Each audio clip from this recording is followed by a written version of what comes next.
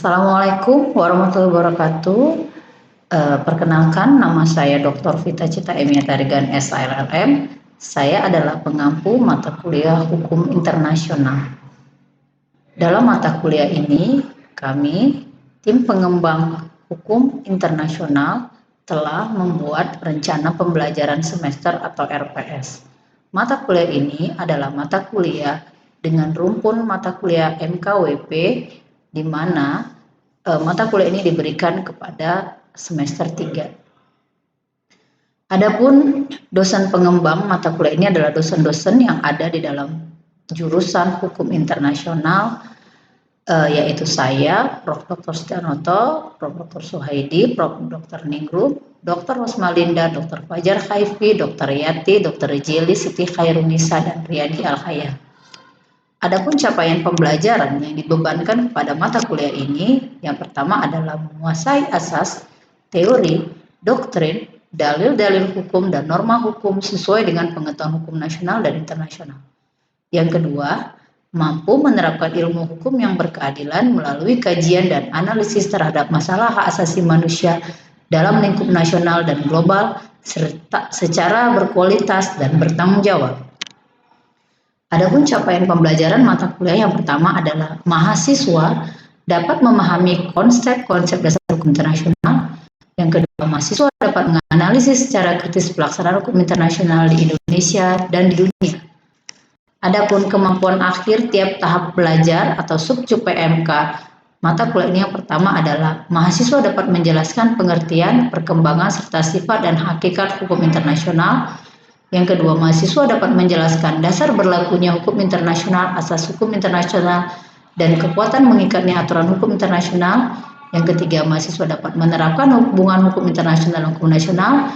Yang keempat, mahasiswa dapat menerapkan subjek hukum internasional dan kedudukan negara sebagai subjek utama hukum internasional, yurisdiksi negara, tanggung jawab negara, dan suksesi negara di dalam hukum internasional. Mahasiswa dapat menerapkan sumber hukum internasional dan kedudukan konvensi di dalam hukum internasional. Dan terakhir, mahasiswa dapat menganalisis sengketa internasional dengan menggunakan penyelesaian sengketa internasional.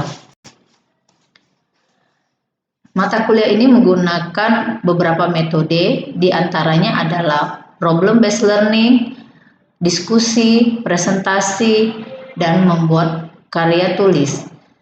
Adapun deskripsi singkat mata kuliah yang pertama adalah mata kuliah ini akan membahas tentang pengertian, perkembangan, sifat, hakikat, dasar berlaku hukum internasional, asas hukum internasional dan kekuatan mengikatnya aturan hukum internasional, hubungan hukum internasional dan hukum nasional, subjek hukum internasional dan kedudukan negara sebagai subjek utama internasional, yurisdiksi negara, tanggung jawab negara, dan suksesi negara di dalam hukum internasional, sumber hukum internasional dan kedudukan konvensi di dalam hukum internasional, dan penerapan penyelesaian sengketa internasional dalam sengketa internasional.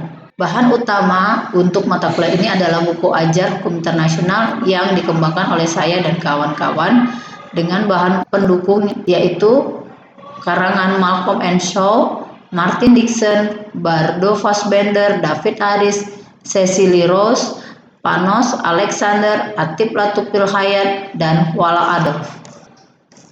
Mata kuliah ini bukan mata kuliah yang memiliki syarat sehingga bisa diambil kapan saja oleh mahasiswa yang sudah mengisi KRS-nya. Minggu pertama dan kedua, setelah mengikuti perkuliahan ini, diharap mahasiswa akan dapat menjelaskan pengertian, perkembangan, serta sifat dan hakikat hukum internasional, di mana indikatornya adalah ketetapan mahasiswa dalam menjelaskan materi pertemuan, kebenaran mahasiswa dalam memberikan jawaban dan pandangan mengenai materi pembelajaran, di mana kriterianya adalah kebenaran, kelengkapan, dan kejelasan prinsip dan konsep, dan tekniknya adalah membaca bacaan rujukan, menanggapi pertanyaan, menjawab pertanyaan sesuai dengan materi bacaan, memahami prinsip dan konsep, di mana asinkronusnya adalah kegiatannya mengisi kehadiran pada formulir, mengunduh, membaca materi, menanggapi pertanyaan di forum diskusi, dengan metode pembelajaran belajar mandiri penugasan terstruktur. Dengan sinkronusnya kegiatan mempelajari dan mencatat materi, menjawab pertanyaan, diskusi, membuat kesimpulan dengan media PowerPoint, PPT, Zoom Meeting, dengan metode pembelajaran ceramah dan diskusi. Adapun pokok bahasan adalah pengertian hukum internasional dan sifat dan hakikat hukum internasional dengan bobot penilaian 10%. Pertemuan ketiga dan keempat, setelah mengikuti perkuliahan ini, mahasiswa akan dapat menjelaskan dasar berlakunya hukum internasional, asas hukum internasional dan kekuatan mengikatnya aturan hukum internasional, ketetapan mahasiswa dalam menjelaskan materi, kebenaran mahasiswa dalam memberikan jawaban dan pandangan mengenai materi pembelajaran, di mana kriterianya kebenaran, kelengkapan, dan kejelasan prinsip dan konsep dengan teknik non-tes, membaca bacaan rujukan, menanggapi pertanyaan, menjawab pertanyaan, memahami prinsip. Kegiatannya mengisi kehadiran, mengunduh, menanggapi pertanyaan dengan metode pembelajaran, belajar mandiri, penugasan terstruktur, dan kronosnya kegiatannya mempelajari, mencatat materi, pertanyaan, diskusi, membuat kesimpulan dengan media pembelajaran, Zoom meeting dan PowerPoint, metode pembelajaran, ceramah, diskusi dengan pokok bahasan, dasar berlakunya hukum internasional, asas hukum internasional, dan kekuatan mengikat hukum internasional dengan bobot 10%. Assalamualaikum warahmatullahi wabarakatuh. Salam sejahtera buat kita semua. Selamat pagi.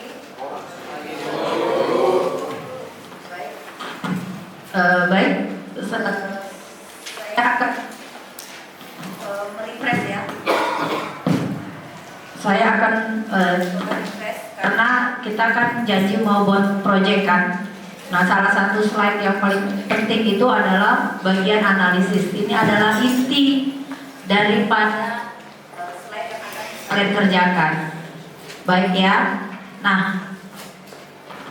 di sini ada dua kasus. Boleh terlebih dahulu.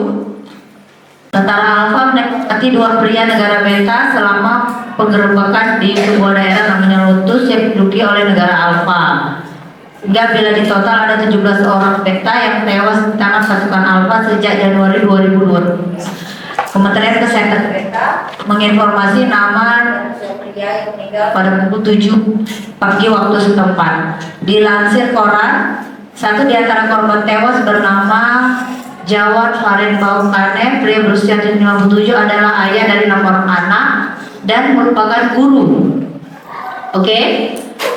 Wartawan lokal dan penduduk berbicara, ini wartawan kepada para saksi mengatakan bahwa kepada Charlie bahwa Baukane seorang guru dibunuh di jalan ketika dia berusaha membantu Jabaren setelah yang terakhir ditembak.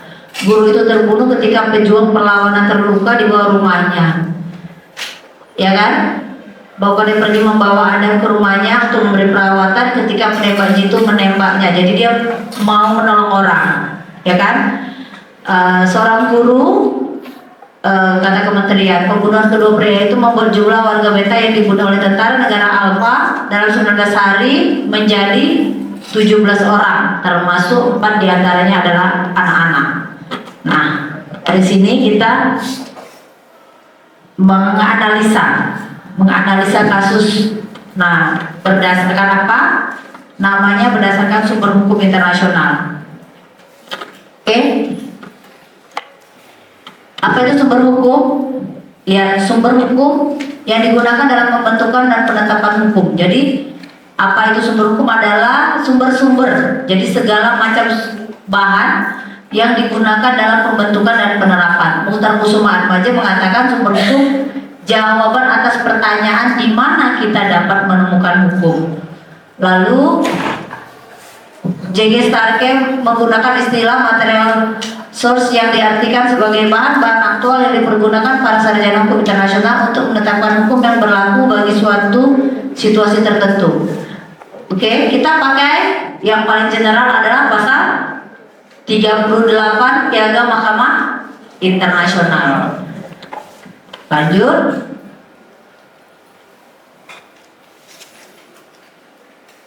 Nah, ini ya. Yang pertama adalah perjanjian, ya kan? Kebiasaan, prinsip hukum umum, keputusan pengadilan dan ajaran para sarjana yang paling terkemuka dari berbagai negara. Sampai di sini bisa dipahami? Bisa ya. Jadi sudah dapat stepnya ya.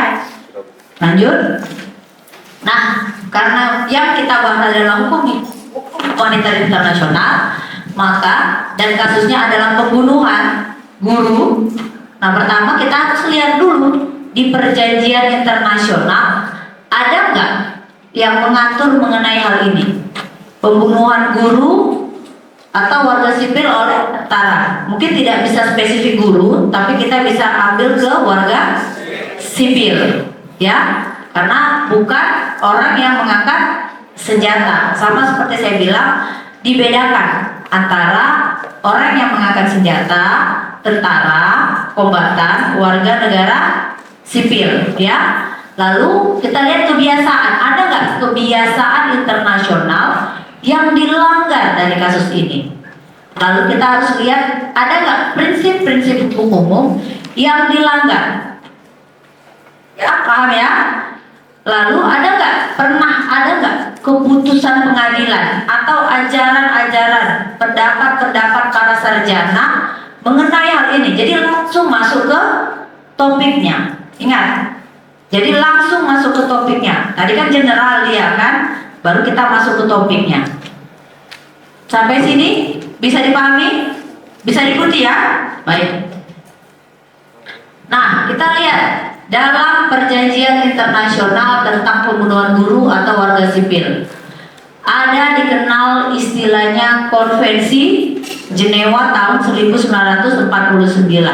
Konvensi ini ada 4 konvensi, di mana konvensi keempat itu khusus mengurusi masalah perlindungan penduduk sipil di waktu perang. Ingat, waktu perang dan waktu damai itu berbeda. Dilihat ya. Kadang-kadang terminologinya berbeda-beda karena ini konvensinya kan dari bahasa Inggris. Kadang-kadang kita tidak bisa mengartikan 100% ke bahasa Indonesia. Jadi coba dilihat, oh ini konvensinya tentang apa ya, begitu, judulnya apa. Lalu ada di pembunuhan terhadap penduduk sipil merupakan kategori pelanggaran pidana berat karena dia merupakan penduduk sipil, maka bisa dikategorikan sebagai pidana berat. Ada di dalam Konvensi Jenewa pertama pasal 49 dan Konvensi Jenewa keempat pasal 146. Isinya itu. Ya, pihak peserta agung berjanji menetapkan undang-undang sanksi pidana efektif terhadap orang yang melakukan atau memerintah. Ini kalau kita bertanya kira-kira siapa yang dimintai pertanggungjawabannya? Kalau ditanya apakah pembunuhan terhadap guru ini melanggar Konvensi Jenewa? Ya kan? Kenapa? Dia melanggar Konvensi Jenewa keempat. Nah, karena kita anak fakultas hukum, kita tidak boleh cuma sampai di situ. Kita harus bertanya. Ada pertanyaan susulan kan? Siapa yang bertanggung jawab atas terjadinya peristiwa ini? Maka kita lihat Konvensi Jenewa pertama pasal 49, Konvensi Jenewa keempat pasal 146. Tiap-tiap peserta agung berkewajiban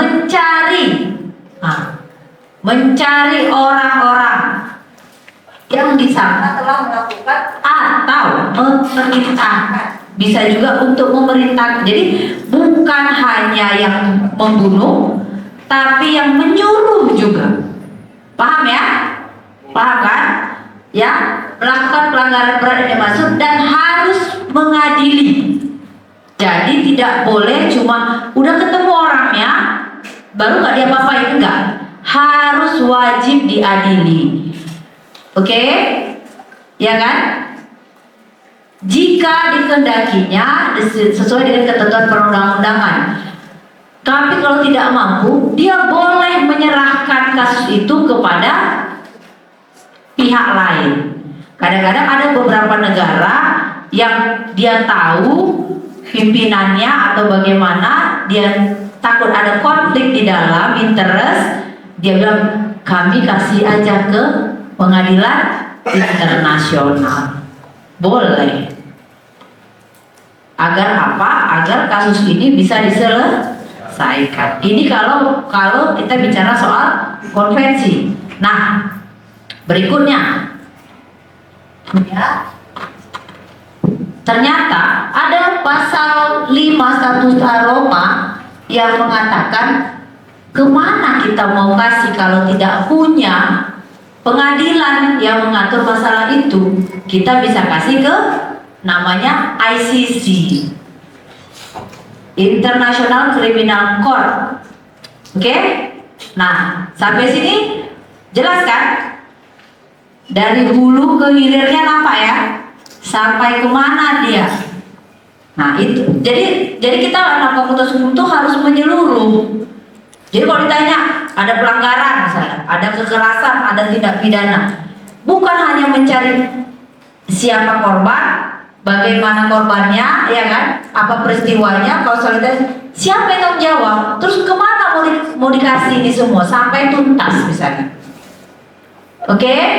Nah, dia di sini masuk dalam kejahatan perang ya, kejahatan perang. Lanjut. Lalu ditanya lagi, ada nggak kebiasaan internasional yang dilanggar? Oke? Nah, hukum humanitar internasional kebiasaan membebankan pertanggungjawaban pidana kepada setiap orang yang melakukan kejahatan perang yang memerintahkan atau bertanggung jawab dalam kedudukannya sebagai komandan, atau biasa kita sebut dengan namanya prinsip komando. Oke, paham ya? Jadi ada prinsip komando, dan yang kedua yang dilanggar di sini adalah prinsip pembedaan, karena mereka tidak memang ada pejuang, ya kan, yang ditembak mati, tapi dia kan dalam situasi mau menolong lagi, tapi kenapa ditembak di depan rumahnya? Kita bisa bilang, oh dia kan bisa jadi mata-mata, atau kenapa tidak ditangkap? Kenapa langsung ditembak di dada? Ya jelas meninggal lah, ya kan? Kenapa tidak? Ini artinya apa? Tidak ada sebuah kehati-hatian dalam hal ini kan? Langsung ditembak aja gitu. Dan kalau katanya sudah ditembak di dada, artinya apa? Berarti yang menembak pasti terlatih kan? Kenapa harus di dada? Kenapa nggak di kaki misalnya? Kenapa? Biar cepet selesai, ekonomis. Kalau di kaki kan bisa 2-3 kali peluru, sementara kalau di dada sekali aja udah selesai, ya kan? Nah, dalam berperang ada prinsip ekonomisnya juga. Dengan modal sekecil-kecilnya, ya kan? Supaya korban sebanyak-banyaknya. Kenapa? Kan berperang itu mahal. Mana ada perang nggak pakai duit? Mulai dari pelurunya, ya kan? Mulai dari macam-macam logistiknya, segala macam. Oke? Sampai sini bisa ya? Nah, lalu sudah dapat kebiasaan, tadi konvensi sudah dapat. Ada nggak prinsip-prinsip hukum umum yang dilanggar dalam peristiwa ini? Ada, Bu. Yang pertama adalah kemanusiaan, kepentingan, proporsional, dan pembedaan. Oke, bisa dipahami? Sampai sini bisa diikuti dengan kasusnya? Bisa ya? Lanjut. Ada nggak pernah ada keputusan pengadilan terkait hal ini yang mirip-mirip? Boleh dilihat di sini. Ada beberapa peradilan internasional ad hoc yang mengadili pelaku kejahatan perang. Boleh dilihat di International Tribunal Number, ya kan? For the Far East, ICT, Yugoslavia, R itu Rwanda, atau bisa juga di ICC, bisa dilihat. Oke? Sampai di sini bisa dipahami? Bisa? Atau mau diulang lagi? Bisa ya? Tahu stepnya ya? Oke.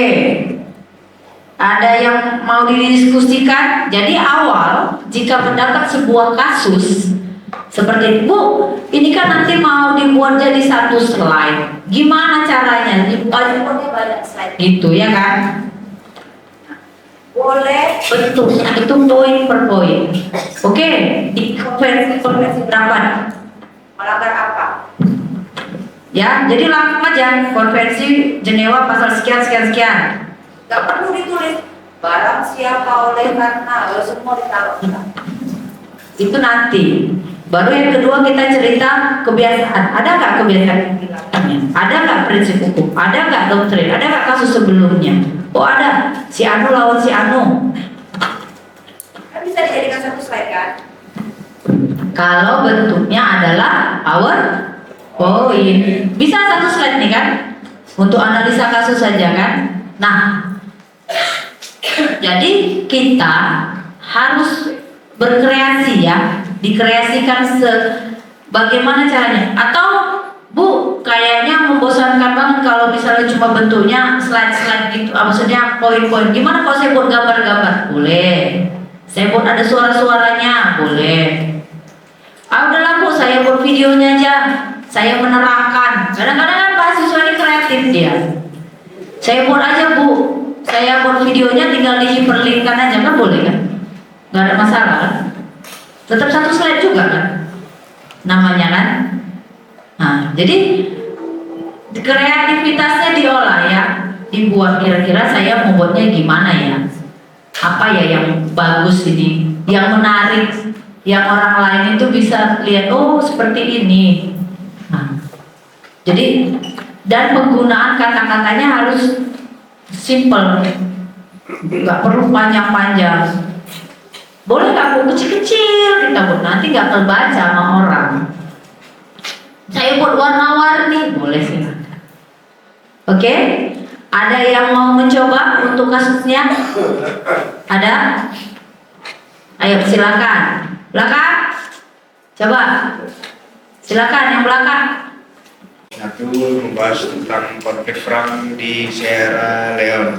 Jadi di Sierra Leone itu membahas tentang kekerasan seksual pada saat terjadi peperangan di sana. Jadi di Sierra Leone itu sangat marak terjadinya kekerasan seksual dan pemerkosaan itu sebelum dibuat undang-undangnya pada tahun 2012. Saya lupa bahasa Inggrisnya. Terus korban yang berjatuhan pada saat perang tersebut sebanyak 257.000 jiwa. Yang melakukannya siapa? Yang melakukannya pemberontak pemerintah. Pemberontak pemerintah. Lalu dia bentuknya belligerent atau pemberontak? Pemberontak. Dia menentang pemerintah. Jadi dibuat kekacauan di suatu tempatnya di Sierra Leone. Oke. Sejauh meriset itu belum ada putusan pengadilannya baik dari internasional maupun nasionalnya. Nah, tapi kami diskusi dan mendapatkan hasil diskusi kami yaitu berupa penyelesaian hukum yang dapat internasional. Tapi karena ini memang tentunya kalau kita bicara dari hukum nasionalnya tentu berbeda dengan nasional yang ada di negara kita karena ini dua negara yang berbeda, tidak ada hubungannya dengan negara kita. Tetapi kalau kita tariklah dulu contoh kasusnya itu tawanan perang Indonesia. Prinsip-prinsip yang ada di dalam hukum militer tadi. Di antara lain adalah prinsip larangan menimbulkan penderitaan yang tidak perlu. Ada 4 pengadilan yang kami catat, 4 pengadilan ad hocnya itu tentunya dengan kawasan-kawasan tertentunya karena memang dunia ini kan terlalu lebar, tidak mungkin hanya satu yang mencakup semuanya, tapi ada kawasan-kawasan contoh seperti Mahkamah Militer Internasional yang berlokasi di Pulau Rembar, baru Mahkamah Militer Internasional untuk timur jauh berkedudukan di Tokyo, Mahkamah Pidana Internasional. Membicarakan di tempatnya, atau ada yang mau didiskusikan lagi? Ada? Sudah ya, sudah dapat caranya ya. Jadi modelnya adalah seperti itu. Jika ada yang kesulitan, tolong disampaikan karena kita sifatnya juga ada namanya tutorial. Jadi saya bukan hanya bertindak sebagai, jadi dosen itu kalau mata kuliah begini, cara pengajaran begini, dia bukan hanya bertindak sebagai fasilitator. Fasilitator tadi ya silakan. Nah, seperti itu ya. Tapi saya juga bertindak sebagai tutor. Tutor itu apa? Jika ada yang tidak dipahami, kita bisa meluruskan. Kita bisa memberitahu seperti apa. Begini. Nah, jadi ini harapannya ke depan kita berharap sama-sama ini sudah di sebuah apa ya? Ini juga sedang diberikan kalau di kedokteran mungkin sudah banyak alumni-alumni yang dianggap menjadi tutor. Nah, kita juga berharap di Fakultas Hukum juga melakukan demikian. Jadi nanti banyak tutor-tutornya, alumni-alumninya. Nah, kalau dulu ada yang aktif berorganisasi, ada yang berorganisasi atau ikut apa di sini namanya UKM ya. Nah, boleh kakak seniornya juga dijadikan tutor. Tolong bagaimana seperti ini ya. Ya, baik. Sampai di sini. Ada yang mau ditanyakan sebelum kita akhiri? Ada? Sama. Itu nanti. Yang penting dibuat dulu. Tadi kan kita ada buat 4 slide. Kita buat jadi 1 slide dulu, jadi bentuk poster, biar kita bisa tahu udah pas nggak, udah cocok nggak, ya? Perhatikan. Nanti poster ini akan dicetak. Bentuknya macam standing banner dan ini akan kita pamerkan di depan koridor. Biar semua orang bisa lihat. Ini ada closing statement ya, silakan jika ada yang mau ditanyakan boleh ke grup WA grup, boleh juga di japri saya pribadi. Jika ada perkataan yang tidak berkenan saya mohon maaf ya. Jika ada yang mau ditanya boleh. Ya jangan Dek, tapi tolong di waktu yang normal ya. Jangan jam 2 malam nanti ditanya telepon di WA. Baik, itu saja, terima kasih. Assalamualaikum warahmatullahi wabarakatuh.